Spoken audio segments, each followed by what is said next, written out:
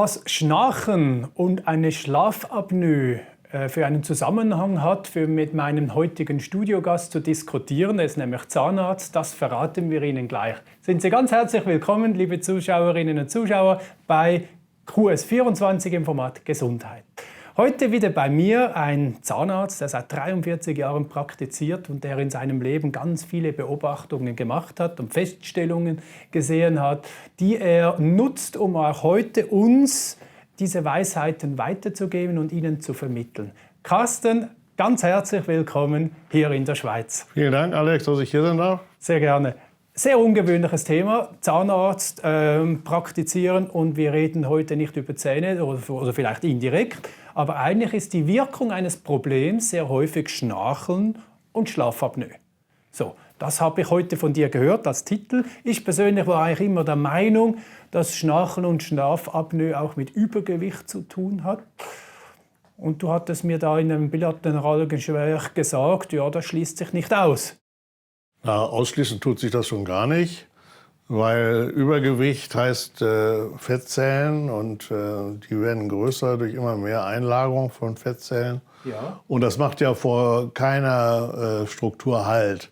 Also um mal aus meinem Fachgebiet direkt zu sagen, wenn wir also Prothesenträger haben und die sind aus irgendwelchen Gründen in Klinikaufenthalten und nehmen da 20, 30 Kilo ab, dann passen anschließend die Prothesen nicht mehr, weil auch Kieferkamm und die Mundstrukturen einfach die Fettzellen kleiner werden oder verschwinden und damit auch natürlich die Basis und Lager von Prothesen. Also auch im ganzen Mund-Rachen-Bereich, das ist keineswegs nur ein Bauch, der anschwillt und Schenkel, die dick werden, sondern es ist Übergewicht.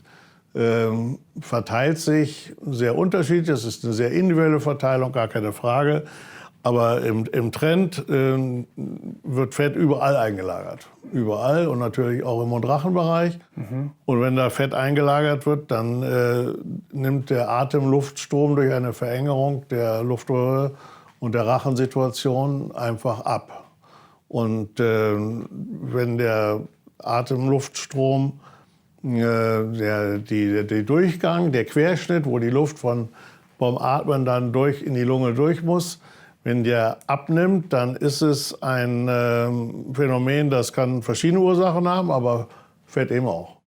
Okay. Ja, es ist eigentlich völlig logisch, was du sagst, aber ich hatte gar nicht so weit gedacht, dass man durch Abnehmen letztendlich auch hier eine Verbesserung hat oder abnimmt und so umgekehrt natürlich auch. Aber heißt das auch, dass zum Beispiel schlanke Menschen tendenziell weniger schnarchen? Ja, klare, kurze Antwort. Aha, okay, schön. Also statistisch ist es so, ab 50, also Lebensjahr 50, schnarcht ungefähr die Hälfte der Bevölkerung, allerdings mit einer deutlichen höheren Verteilung zugunsten der Männer. Also Frauen schnarchen ungefähr so 35 bis 40% und Männer 60 bis 65%. Hat das auch mit dem Grad des Übergewichts zu tun, dass vielleicht Männer mehr übergewichtig sind als Frauen? Hast du da eine Korrelation gesehen? Da wird es Statistiken geben, habe ich aber jetzt nicht präsent. Tendenziell ist aber das Übergewicht doch sehr relevante Größe, keine Frage. Ja. Wenn du jetzt den Patienten nicht gerade eine Diät verschreibst, was jetzt wahrscheinlich nicht dein Spezialgebiet ist als Zahnarzt, wirst du die Lösung in der Mundgegend suchen. Was kannst du da machen im Mund, damit der Patient nicht mehr schnarcht? Ja, der Dreh- und Angelpunkt ist einfach die freie Zufuhr an Atemluft von außen in die Lunge. Und da gibt es eben... Aber erklär doch bitte noch schnell, warum haben Sie dann zu wenig Atemluft? Ja, weil diese Luftröhre im Rachenbereich kann sich eben verengen. Durch Fett wie eben, aber eben auch durch eine Rücklage des Unterkiefers. Je weiter der Unterkiefer nach hinten rutscht, desto mehr drückt er eben auch diese Strukturen zu. Und dazu muss man wissen, dass es ein Strömungsgesetz gibt. Es gibt nur ganz wenige physikalische Gesetze, die in der 4. Dimension arbeiten. Und dieses Strömungsgesetz da, ich spare jetzt mal die ganzen physikalischen Namen, das ist eines der wenigen Gesetze, die in der 4. Dimension arbeiten. Das heißt, wenn ich also eine Halbierung des Querschnitts habe, dann habe ich 2 mal 2 mal 2 mal 2. Das heißt, die Strömungsgeschwindigkeit versechzehnfacht sich schon. Und das führt dann zu einem Flattern des weichen Gaumens. Und damit haben wir dann die Schnarchsymptomatik. Oh. Wenn sich das Ganze durch eine sehr starke Rückverlagerung des Unterkiefers, durch ein sehr starkes Übergewicht noch weiter verengt, dann haben wir nur noch einen Querschnitt haben von beispielsweise 1/3. Dann haben wir 3 mal 3 mal 3 mal 3, 9, 27, 81. Dann haben wir eine 80-fach höhere Strömungsgeschwindigkeit der Luft im Rachenbereich. Das ist Orkan. Eine 80-fache Geschwindigkeit der normalen Atemluftgeschwindigkeit beim Ein- und Ausatmen ist einfach eine Orkangeschwindigkeit. Wow. Und dann hat man eben entsprechende Schnarchgeräusche. Und es gibt, wie gesagt, nur ganz wenige physikalische Formeln, die in der 4. Potenzierung arbeiten. Das ist einfach im Rachen so gegeben. Also da kann man davon ausgehen, wie du vorhin gesagt hast, jeder zweite Mensch hierzulande schnarcht. Und dann haben wir zwischen ältere Menschen, ab 50 ungefähr. Ab 50, 2 mal 2 mal 2 mal 2, 4, 8, 16, also zwischen 16 und 80-fache Strömungsgeschwindigkeiten, die nicht zwischen 16-fache, sondern es kann ja auch sein, dass es nur um 10% verengt ist. Also, ja, logisch. Okay. Und das nach oben ist natürlich, muss auch nicht an 80 Schluss sein. Und es gibt ja die Apnoe-Phasen, da ist dann Atemstillstand, wenn es dann ganz komplett zu ist. Ich wollte damit nur sagen, mit einer Verengung in dieser Luftröhrensituation hat einfach extreme Auswirkungen, weil da bestimmte physikalische Gesetze greifen, die schon kleine Veränderungen mit einem sehr hohen Effekt begleiten. Jetzt hast du gerade noch das Wort Schlafapnoe gemacht und jetzt habe ich es mal richtig verstanden. Das heißt wirklich, in der Phase des Schlafs macht es mal kurzfristig ganz zu und der Körper kriegt überhaupt keine Luft. Und dann kommen die plötzlich wieder zu Bewusstsein oder? Ja, so ungefähr. Okay, aber in dieser Phase müsste ja auch die Sauerstoffsättigung im Blut dramatisch zurückgehen, oder? Das tut sie auch, das ist keine Frage. Wir leben so in einer normalen Sauerstoffsättigung im normalen Leben um 96% plus minus 2%. Das ist die normale Sauerstoffsättigung im Blut eines Erwachsenen. Und selbst Hochleistungssportler sinken nur gering unter 90% unter maximaler Anspannung. Triathleten, die sich also beispielsweise auf den letzten Kilometern auf Hawaii nach dem Ironman ins Ziel schleppen, liegen nur relativ dicht unter 90%. Mehr geht nicht, weil dann kollabiert der Körper und dann ist Schluss.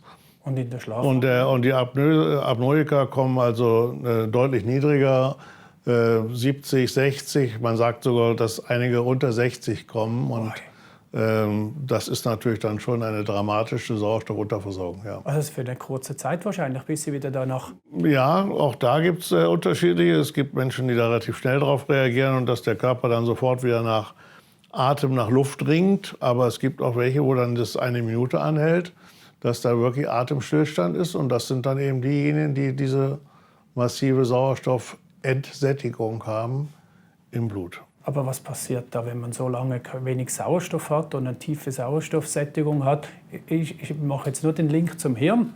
Ich meine, wenn das Hirn so lange in der Nacht unterversorgt wird, kann nicht unbedingt gesundheitsförderlich sein, oder? Sicherlich nicht. Also es ist eine akute Geschichte. Wenn jemand Schlafapnoe hat, muss man akut was tun, oder? Wenn ich das Auf jeden Fall. Also diese Schlafapnoe wird, glaube ich, sehr unterschätzt. Und es gibt ja auch allerdings sehr stark variierende Zahlen. Also wenn man davon ausgeht, dass beispielsweise 50% der 50 und Älteren schnarchen und zum Teil eben auch Apnoe-Phasen haben, dann ist nur davon ungefähr 10% therapiert. Also 90% haben gar keine begleitende Therapie. Das muss man dazu sagen. Und also die leben damit irgendwie recht und schlecht. Also ich weiß noch einfach, dass mein Vater das auch hatte, aber er war auch so ein 120 Kilo Fass. und hat auch total fehlernährt. Und er hat auch seine Aussetzer in der Nacht. Und meine Mutter hat immer gesagt, sie hatte richtig Angst, oder? Weil er richtig nicht mehr geatmet hat. Sie hat das gehört, dass er nicht mehr atmet, wurde wach, hat ihn geschüttelt, oder? Aber medizinische Versorgung hatte er nie. Ja, das hatte man gar nicht. Ja, das ist ja dann auch, das ist ja auch mit dieser Sauerstoffunterversorgung. Das ist ja bei deiner Mutter ist ja immerhin, war sie sensibel genug zu merken, wenn er nicht schnarcht, dass dann die Stille auch nicht gut ist. Ja. Häufig ist es aber so, dass dann das fehlinterpretiert wird. Dass die Stille nach dem Motto, er schnarcht, nee, okay, dann ist ja alles gut. Dann hat er eben jetzt Phasen, wo er nicht schnarcht. Und dann sind die beruhigt nach dem Motto, das ist ja alles schön und gut. Schnarchphase ist wieder zu Ende. Und dann wird das positiv interpretiert und wird gar nicht als Apnoephase erkannt. Dass aber das eigentlich diese Ruhe das eigentliche Problem ist. Das wird so gar nicht unbedingt gesehen. Und wie gesagt, 90% der Menschen, die Schnarch- und Schlafprobleme haben, werden gar nicht therapiert. Wobei man dazu sagen muss, dass diese ganze Schlafmedizin in seiner ganzen wissenschaftlichen Durchdringung und Erfassung dessen, was sich da abspielt, eigentlich erst mit der Computerisierung möglich geworden ist. Praktisch mit der permanenten, über den ganzen Schlaf fortlaufenden Erfassung aller Parameter wie Sauerstoffsättigung. Man hätte ja früher, vor 20 Jahren, um eine Sauerstoffsättigung des Blutes und alles das, man hätte ja mehrere Nachtschwestern daneben setzen müssen, um sozusagen alles aufzuzeichnen, was man heute computertechnisch aufzeichnen kann. Das wäre ja völlig unmöglich gewesen. Oder wenn man jemanden anpiekst, um Blut abzunehmen, um die Sauerstoffsättigung zu messen, spätestens an der Stelle wacht er dann auf.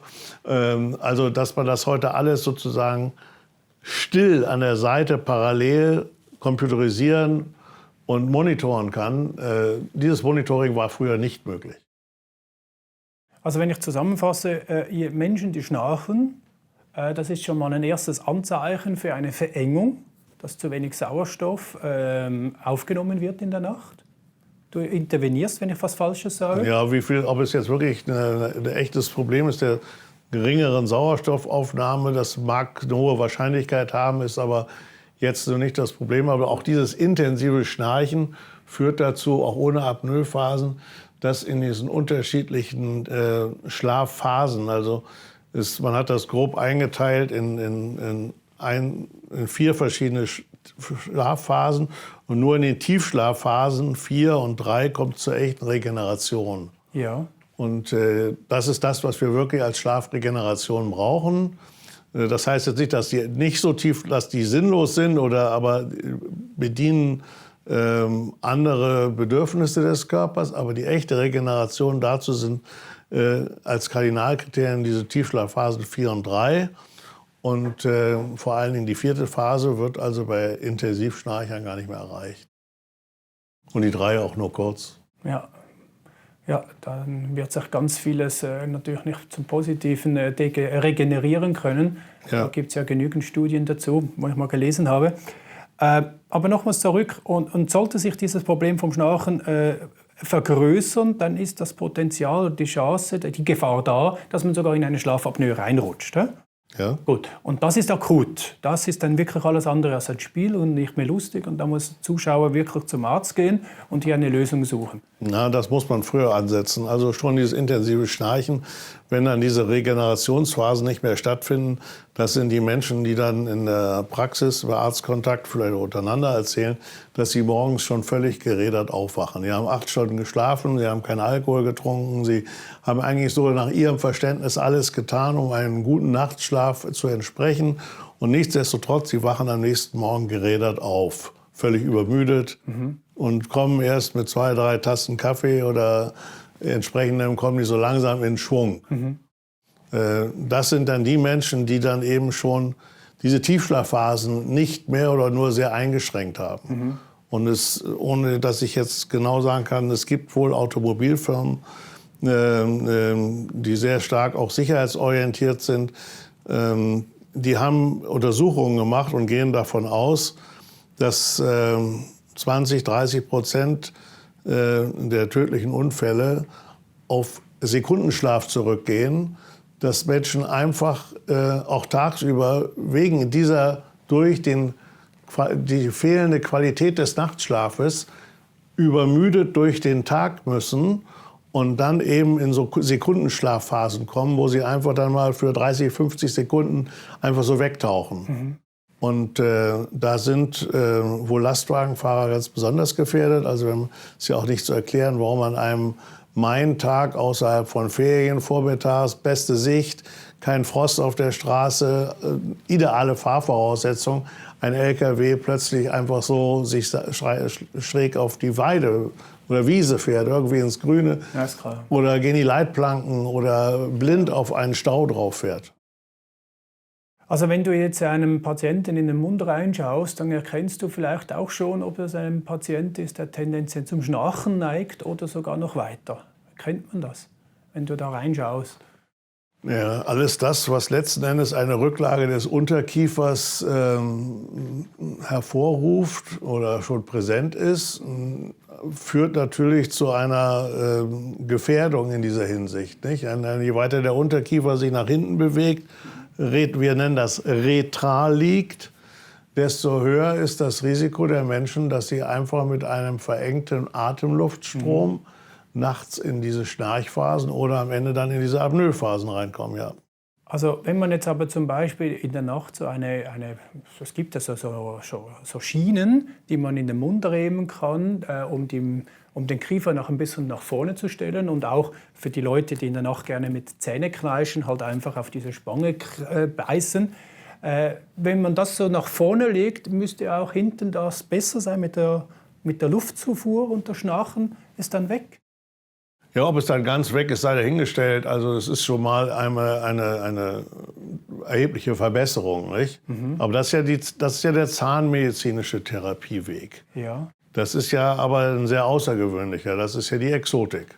Also wenn man mit diesen Schlafproblemen zum Hausarzt geht, Hals-Nasen-Ohrenarzt, Internisten, dann ist der übliche Therapieweg, dass er dann jemanden zu einem Schlafmediziner schickt und er wird dann in sein Schlaflabor und dann wird 1, 2, 3 Nächte, je nachdem, wie sich das dann darstellt, mit entsprechenden Schlafüberwachungscomputern, Geräten, wird also dann die Schlafsituation überwacht, ausgemessen.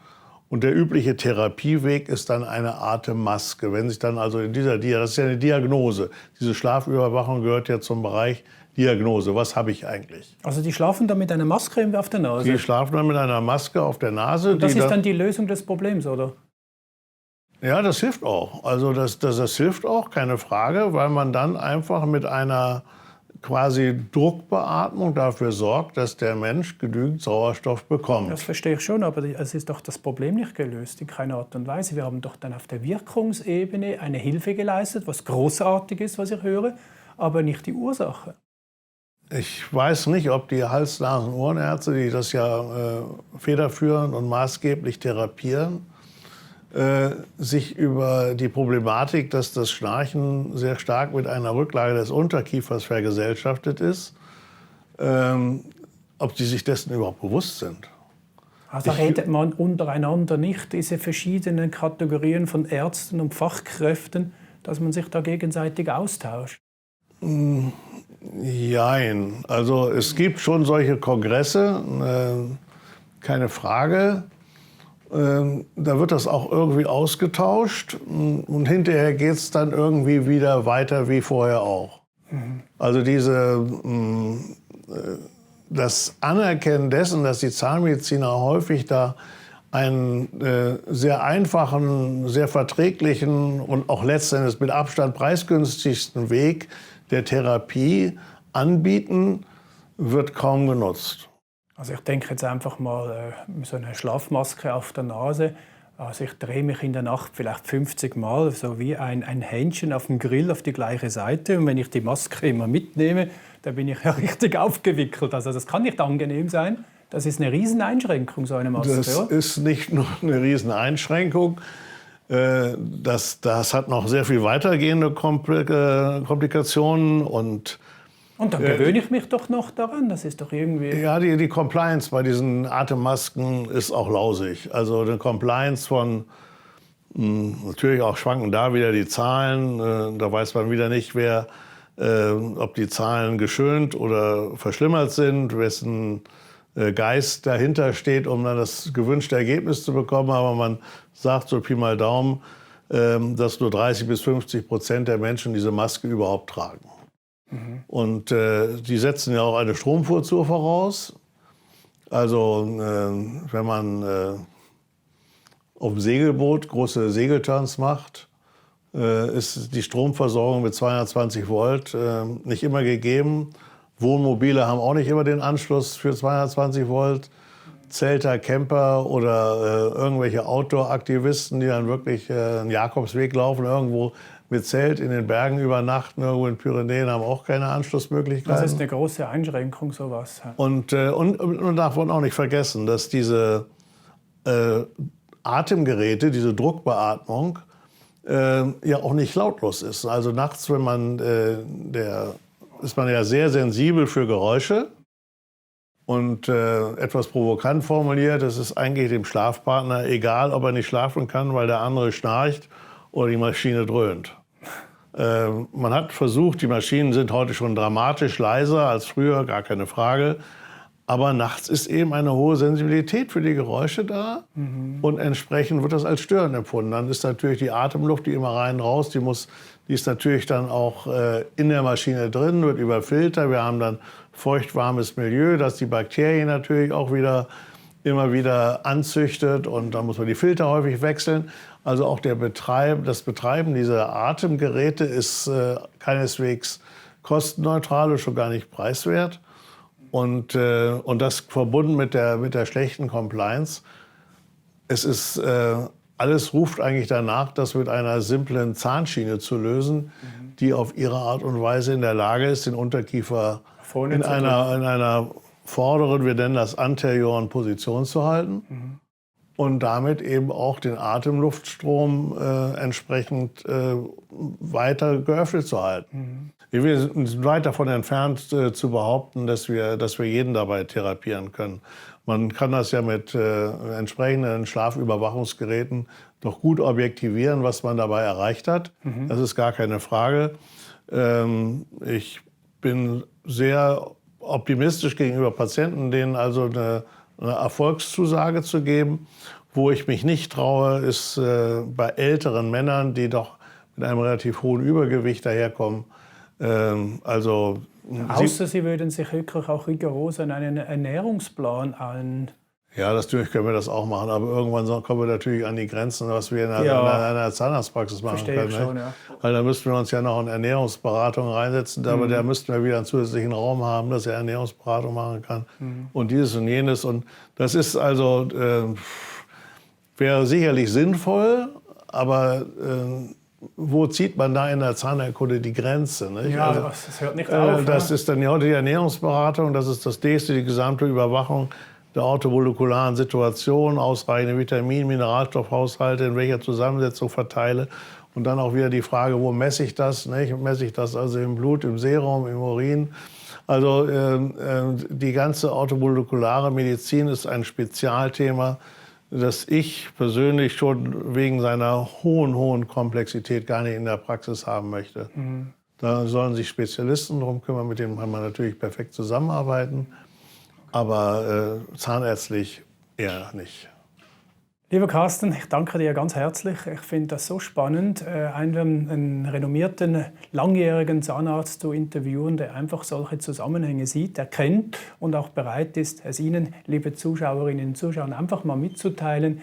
Sollten Sie Schnarchen geplagt sein oder sollten Sie eine Schlafapnoe hineinlaufen oder auch schon haben, bitte nehmen Sie das einfach ernst. Schauen Sie sich das Thema an, um vielleicht einfach kontrovers die Sache anzugehen. Vielleicht fragen Sie auch mal Ihren Zahnarzt, was er dazu meint, ob er Ihnen da irgendwas helfen kann im Bereich der Bissstellung oder eben über eine Ernährungsumstellung, um einfach ein paar Kilo loszuwerden, die da mitverantwortlich sind für die Fettlagerungen innerhalb des Durchflusses von Sauerstoff in unsere Lunge. In diesem Sinne wünsche ich Ihnen ganz viel Weisheit, viel Kraft, alles Gute und danke, dass Sie zugeschaut haben. Auf Wiedersehen.